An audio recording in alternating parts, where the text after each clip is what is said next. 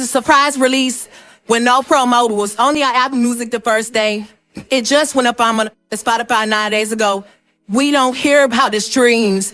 This song wasn't put no billboard, nothing like that. Okay, loves, welcome back to ExoticTeaBlog. I'm back with another video. Before we get into this one, make sure you like, comment, share, subscribe, hit the notification bell so every single time I post you'll be notified.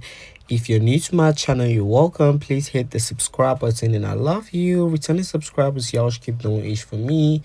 I also love you guys too. Grab your cups because I'm about to spill the tea, and let's quickly get into today's video. So we are starting up with Diddy and Cassie. We've got a lot to discuss, so y'all better sit tight. First things first, new information has popped up. Okay, and this time around is Cassie telling somebody to pee on her mouth. Okay, and allegedly she was trying to do this to impress Diddy. Oh my god. Allegedly she's going to be testifying real soon. Okay, and this is crazy. I cannot even imagine somebody peeping on me, not talk about peeping in my mouth. Okay, and I know Young Miami is used to that already, but this is crazy, and this is one of the newest information we've gotten. Now, I would have loved to break it down, but I didn't get anything in time to, put together and break it down. But I'm just going to insert DJ Academics breaking it down. I'll get y'all the end real quick, okay? The defendant made an escort urinate in her mouth. Wow! First explosive detail. Diddy made an escort urinate in Cassie's mouth. When Cassie get on that stand, y'all, she fully pregnant. When she start crying, I don't care even if you see the video and she's like, nah, bring both of y'all dicks over here. I want to suck them at the same time. It don't matter what she says. When you see a woman crying and say, yo, he let a nigga pee in my mouth, bro, that's going to sound crazy. Because, again, the kinkiness that, and by the way, maybe that's their kink. But that just sounds crazy because regular people don't have escorts pee in the love of your life's mouth. Like, I don't care if you're a cook or whatever. That's not normal. That ain't normal. So when she starts crying and recounting these things, and you know it's going to happen, she's taking a stand. Yo, he told me we were role playing to pretend that I was in Dubai, and he let this escort just shit on my stomach. Oh my God, it's going to be hell, bro. He made an escort pee in her mouth. Okay, cool. Says you will see in his trial, he beat her in the hallway of a hotel. By the way, they're referencing the 2016 video again. Then dragged her back into the freak off. Okay, initially she wanted to make him happy. So now they're positioning this to say she was a young girl, wanted to make it in the industry. She didn't have much money. This guy has a lot of power, of money, fame, everything that she probably desires as well in life. And he has this control over her that is probably monetarily, not only physically, but all these things. And she was trying to make him happy, but all he did was use that as a way to abuse her. Cool. The consequences were severe. He said he beat her when he thought she took too long in the bathroom. Defying him with ended violence. She fled, but he found her with the help of his inner circle. Cassie's career was in his hands. He told her he could destroy her career by releasing a video. When he said to have a freak off, she knew she had no choice. She called the escort. So that's another thing they're saying. They're admitting in opening that Cassie was the main person to call the escort. Because that's going to be Diddy's defense and say, yo, how's she a victim? She hired all the guys. So they're making it known now she was forced to call the escorts. And by the way, I think that's a decent point and a pretty easy point that the AUSA could get over. I'm going to tell you why. They're going to say Diddy's too famous. Diddy would have her do his dirty work or other people do his dirty work. Diddy wasn't going to be like, hey, bro, is your cock throbbing again? Come back over and piss in Cassie's mouth and dick her down while I jerk off to you dicking her down. He would have her make the call, even though these people, if they're regulars, would probably know what it is. Okay, cool. She called the escort to put on a performance that he wanted. So they're dressing this up as this is some freaky ass nigga performance. He said her safety depended on keeping him happy. The relationship was complicated. Both were unfaithful, but only one of them had power. So they're giving certain amends here. They're saying, oh, well, okay. What they're playing counter chess. Yo, We know Diddy's team is going to go up there and say, hey, we had two people who were in a very toxic relationship. They both put their hands on each other. But at the end of the day, these allegations only came around after she left Diddy for the trainer because she was cheating. Okay? And after she is with the broke-ass nigga, now she wanted to sue, and that's where the government picked up on that lawsuit and turned it into a Fed case. That's going to be the argument of Diddy. Say, yo, she was cheating, and I left her ass for cheating. Now she's suing. Why didn't she raise all these points while I was with her? So they're admitting. They're giving it up. They said Cassie was cheating too. And again, this is going to show their strategy. He said, but only one of them had power. They're saying, listen, it's not about cheating. It's about who had the power. So he made Cassie do his bidding in those dark hotel rooms. Cassie was not the only one. This was a pattern. Let me tell you about Jane. She was a single mom that started spending time with him in 2020. She fell in love with him. He was seeing other women. Let's see if this is Gina Hugh. I think this might be Gina Hugh. Gina, let's look at the interview.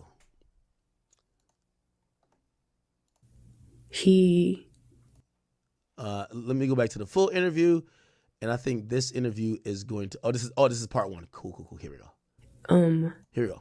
And Diddy. So if she met her, if she says in this interview, I met him in 2020, it's her. Remember, she was right before Young Miami, right? By the way, we have no clue if Young Miami is going to be a part of this case, listed as victim, witness, or has been subpoenaed. She probably did get subpoenaed maybe in a grand jury setting, or she at least talked to the cops. Like, we got to be realistic here. We're not going to do the Wack 100 like, oh, yeah, the feds are investigating the whole thing, and they didn't talk to you. Now, they definitely talked to Young Miami. That's a fact. Nothing really transpired during that meeting in Miami. No. Okay. Nothing. So, no.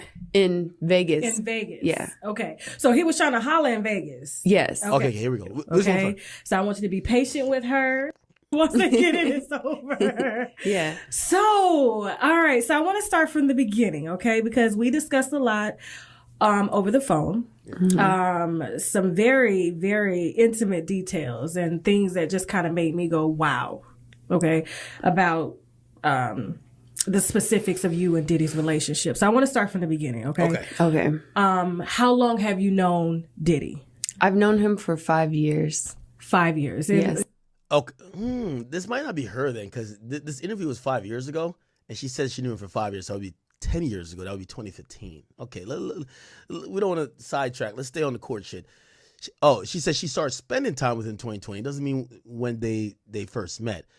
She fell in love with him. He was seeing other women. One night he told Jane about the freak offs and made it happen immediately. He took her to a hotel where escort was on the way. He directed her step by step. Jane thought it was a one-time wild night. She was wrong. He continued, offering a real relationship. Jane wanted the escort to wear condoms, but the defendant did not let them. Jane tried to make it through the night without drugs. The first time she broke down and took ecstasy to finish. Another time she vomited, but he said, go do it again. Jane found two men and invited them to join the freak offs. Thought she wasn't with it. Whatever. So she could choose them. Okay, so she said she ended up start picking the guys because Diddy was just picking whoever. And if she got to do this, she would rather pick the dudes. The defendant discouraged her from working. He had the power to coerce her back into the hotel rooms. He threatened her with the videos. Not even a year ago, he went to her house. Ooh, wow. She was angry. She hit him. So they're admitting that some of these people have been violent with Diddy. He became enraged. She tried to hide. She locked herself in the bedroom. He kicked it open. Then the bathroom, the closet, the guest bedroom. He kicked her to the ground. He did not let Jane be. He said, you're not going to fuck up my night. He said, call up an escort and perform. Jane followed his instructions. His violence got him what he wanted. Cassie will tell you about the time the defendant forces himself on her. The AUSA. Mia. And employees will tell you how the defendant forces him on her, hand up her dress, penetrating her amidst all his violence. He and his inner circle worked to cover up his crimes. The video at the LA hotel, you will hear how just far it went. The defendant offered the hotel security a wad of cash in a brown paper bag with $100,000 in $100 bills. The inner circle kept Cassie in hiding for days. For all of this, he's charged with multiple federal crimes, racketeering, conspiracy. Cassie and Jane will tell you about the most painful experiences of their lives. You'll hear from some of the defendant's employers, including his personal assistant, Mia. Oh, my God. So his personal assistant flipped on him. Now we're getting the tea. Sorry for saying that. Sounds gay, right? Mia Diddy. Who's that? Mia? No, not MIA. No, not MIA. Personal assistant MIA. Oh. Okay, we'll figure out who that is in a second. Give me a second. So his personal assistant, who he sexually assaulted, she's grappling with it.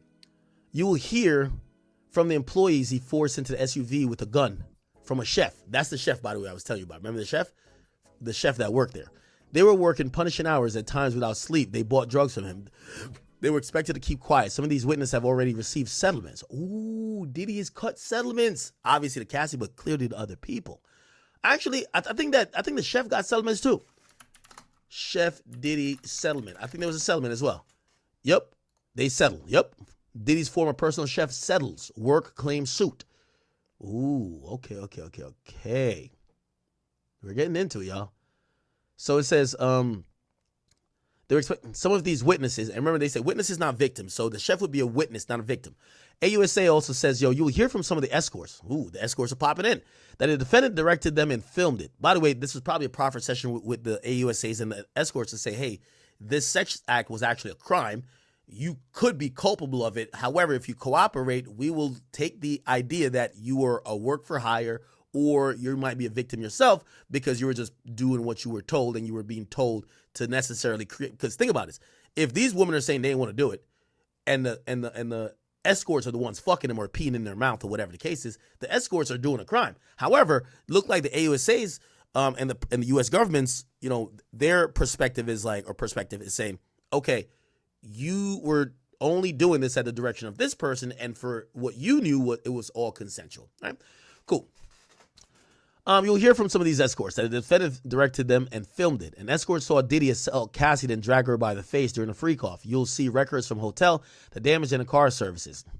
You'll see the text message in which the defendant tells the staff to bring cash for escorts by Jane saying she didn't want, and by Jane saying she didn't want to do the freak-offs. You'll see videos, and then you'll hear the defendant provide direction to Cassie and Jane, high on ecstasy. So clearly there's going to be video shown of the freak-offs where Diddy's saying, yo, Cassie, swallow that piss real quick. Swallow that piss. Take like whatever. Where clearly Diddy is behind the scenes orchestrating and giving directions, which kind of helps out Cassie's case or Cassie's theory or her side to say, I didn't want to do this. This nigga was telling me what to do and I was doing it. So even if I look like I'm having fun, I'm looking like I'm having fun because he wanted me to appear like I'm enjoying it. But I never really want to do this shit. I bet. You'll see a video of the defendant brutally beating Cassie during a freak-off in an LA hotel. You'll see photos of the damage, including four doors in Jane's home not even a year ago. Who is Jane? Chat, do we have an idea who Jane is? Do we have an idea who Jane is, chat? Wow. Because he says as last year. So that's 2024. Okay, y'all, the case keeps getting messy and crazy.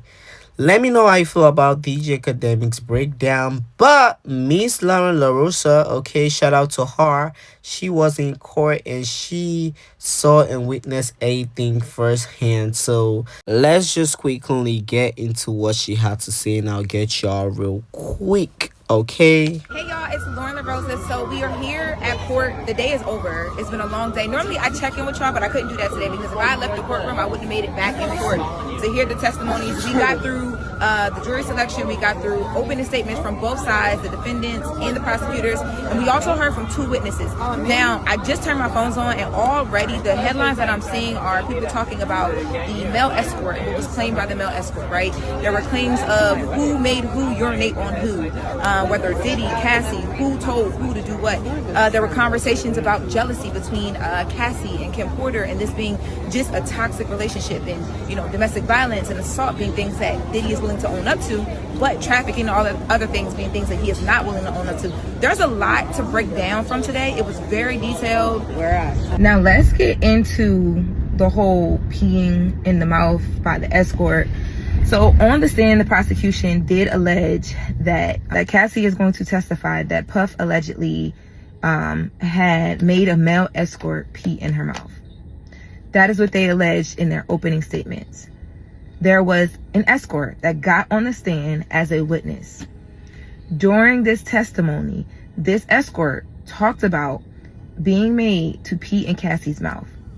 But this witness says that it was Cassie who asked him to do that, and that Puff was watching, and honestly, that was stricken. Like, the jurors, when he got into, like, because he was speaking directly about Cassie and the fact that Cassie allegedly asked him to do it, and that's why he did it. And he was saying that at first he didn't know how to do it. Like, he was just like peeing like he normally pees, and that Cassie, along with Puff, was basically telling him, like, slow down, like, don't let it all come out at one point, like you know what I mean, like, you're really peeing. And then that one line I just said about him saying what Puff and Cassie said to him together about that was stricken from the jurors. Like, they're not even allowed to use that, because his original conversation around this was Cassie asked him to do that, allegedly, and that Cassie was like the mastermind behind that. Cassie is going to testify, and that's going to happen this week. To be honest with y'all, I wouldn't be surprised if it happens tomorrow. So the prosecutor's opening statements are being picked up, but there was a witness on the stand that changed that whole story. After leaving today, I feel like when we hear the conversations about Puff's legal team and how powerful the legal team is and how good they are, until you see it in person, you don't even understand. I'm gonna do a full breakdown tonight, which will be posting to my podcast tomorrow morning, and then I'll see y'all on the Breakfast Club. We got a lot to talk about. Today was a day. Okay, also, if she goes on her podcast and she spill more tea, I'm going to bring it on, yeah. But this case is getting crazy, and at this point, I think Cassie might play the sympathy card. Okay, according to DJ Academics, she's gonna come on there and cry. Nah, okay, I'm not even rooting for Diddy, but I just know this is about to be messy. Okay, I just know it's about to be messy. But what do you guys think about this breakdowns? Let me know down below in the comments. And honestly, peeing or having somebody pee inside your mouth is disgusting and it's crazy. Okay, that is something crazy. But anyways, y'all, I guess when they doing a freak off, they finna do anything. They don't care about what is finna happen. They just gonna freak off. Okay, but you guys should let me know how you feel about this topic down below in the comments. Moving over from there to the next story, and it's about Mr. Tory Lanez. Okay, so honestly speaking, I feel bad for Tory at this point, and a lot of people feel like this was a hit. Okay, so if you do not know, Tory Lanez was stabbed 14 times, including 7 wounds to his back, 4 to his torsos, 2 to the back of his head, and 1 to the left side of his face.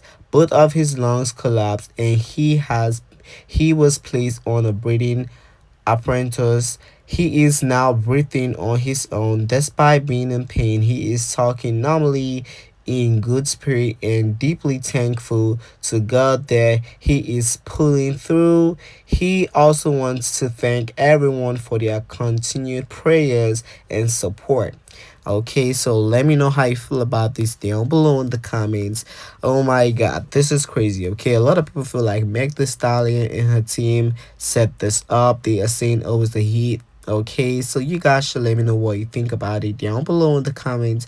I'm not even yet to spill no tea, because I mean, this is just heartbreaking. Okay, this is heartbreaking. I don't know, I'm not gonna say I don't know if Meg Thee Stallion is involved in this, but this is just crazy. I'm gonna blame her because they had him locked in there. Even if she's not the one that organized this and stuff like this, she wanted Tory locked. Okay, so if anything happens to Tory, I'm gonna blame Megan. I don't care about what nobody thinks. I don't care about what nobody says, because this is just honestly crazy. Okay, this is honestly crazy, and allegedly he was the only one that got hurt. So I mean, that's why a lot of people feel like it was giving a hit and run, a hit situation. Okay, but I mean, this has not been confirmed. They finna get the air clear, because it's getting crazy. Everybody's on here praying for Tory, wishing him good life and health and strongness, because this is just madness. Okay, how you stab somebody 14 times? That's crazy. But anyways, Wack 100 reveals that the Mexican stabbed Tory Lanez in jail. He breaks down the racial dynamics in California. Okay, and on this little call interview, they was trying to insinuate that it was a hit, but he just pledged out. Let's just quickly get into what he had to say. What you want? See, they stabbed my boy, huh? Yerp. Yeah. Yeah. They hit him 3 times, they tell me. Once in the face, the chest, they hit him 3 times. They try to get him. Mexican. How you doing? Dropout Mexican, too. Shit, he live alive. That motherfucking penitentiary gonna go up when them gates racked on. I don't know what the fuck 1090 Jake was talking about. It couldn't have been nobody from another race. Nigga, when a stabbing happened from another race, they locked the prison down, nigga. That shit ain't gonna go off till they rack them doors. That's crazy. But he said somebody told me they flipped the yard, so like they brought like a whole nother prison on yard. Like literally. I ain't never experienced that type of shit. That's some new shit. This 50-50 and PC shit they got going on. Like they had shut one yard down, one prison, take all the inmates, put them on a bus, send them to a whole nother prison, and just release them to the yard. That's some dangerous shit. They said he was in critical condition. What's going on? Yeah. Oh, they're live shit. That's all I was trying to tell motherfuckers. They like, what we talking about? I'm like, I can only tell y'all what Wack give us. I don't know. I've been ripping and running all day. Yeah, I figured. But Anya had came in here and she reaching out to her people too. So Anya gonna come back in here Who? too. Anya, Oh, man, he got stabbed by a Mexican. He got stabbed 3 times on the yard. yeah. They said it was a dropout Mexican, so maybe somebody, I don't know what that's about. That's a little different. Maybe they telling him he can earn his way back. I've been thinking about it. I know he's been helping a lot of people in there with appeals and shit. And I'm wondering, maybe he ain't been looking out for them. Maybe that's what it is. I don't know. That's just, I don't know yet, though. I don't know. Maybe he have. I don't know. We know he ain't gonna owe nobody in there. I don't know. Never know. They could been a motherfucker walking around on some bullshit. They could have had words. We ain't that. Hey, what about extortion gone wrong? What? Think you been extorted? No extortion going on with no nigga, no Mexican, no California penitentiary. You crazy? You got your motherfucking mind? The blacks ain't letting that happen. Not gonna happen. But the blacks don't extort other blacks in there? I'm gonna slow it down again for those that's slow. A Mexican stabbed him. The fuck? What you saying fit? But you can send a hit though. Huh? You can send a hit. Listen. Nah. You need to stay in your lane because we ain't gonna even have this conversation. What you saying don't even make sense. That's like me talking to you about cramps. You think a motherfucking nigga gonna go over here to a Mexican dropout and send a hit back at a nigga? Is that what you saying? I don't know. Not I don't gonna know how happen. prison run. I don't know. I know. Yeah, that's why your theories is crazy. That ain't gonna. In California prisons, I don't know other states. That race shit is very territorial. If it's a Mexican nigga that got something that they're gonna make him pay, the Mexicans ain't gonna let the blacks get him or the whites get him. They gonna get him. Ain't gonna happen.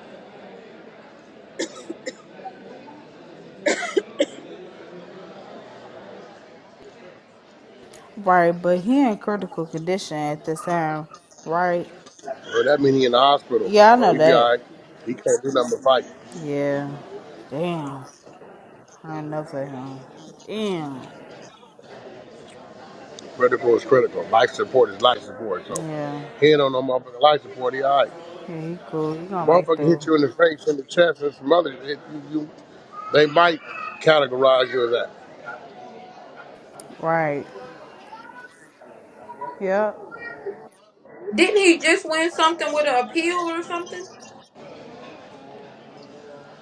He ain't got back to court yet. I tell you this, boy, if they reverse that nigga charges,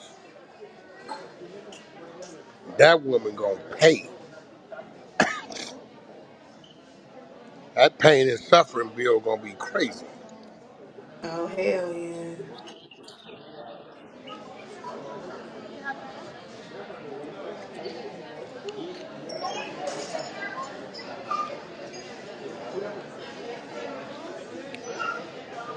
Okay, y'all, let me know how you feel about it down below in the comments. What do y'all think about it? Let me know down below in the comments. But anyways, y'all, at the end of the day, they gotta punish anybody that was involved in this, okay? They have to punish anybody that was involved in this. This is just craziness, okay? This is just craziness. I pray for his protection, okay? And, I mean, good health, because I couldn't just stand this whole post. I was feeling bad. Okay, but you guys should let me know how you feel about it down below in the comments. Now, lastly, to the last story of the day. So Doja Cat was on Twitter and she decides to shade Nicki Minaj by sharing a YouTuber video. And in that video, she's talking about females and you just hate women and stuff like that. She's a clown. But I mean, she dragged Nicki because of the whole Meg styling situation. Okay, and Doja Cat sharing this video knowing that that part was included. It's giving the girl is shading Nicki. So a lot of barbs was dragging Doja Cat online saying, oh, Doja Cat, remember you have a whole song ending dedicated to your idol. Don't let us teach you some manners, okay? And this is not even the only tweet I saw.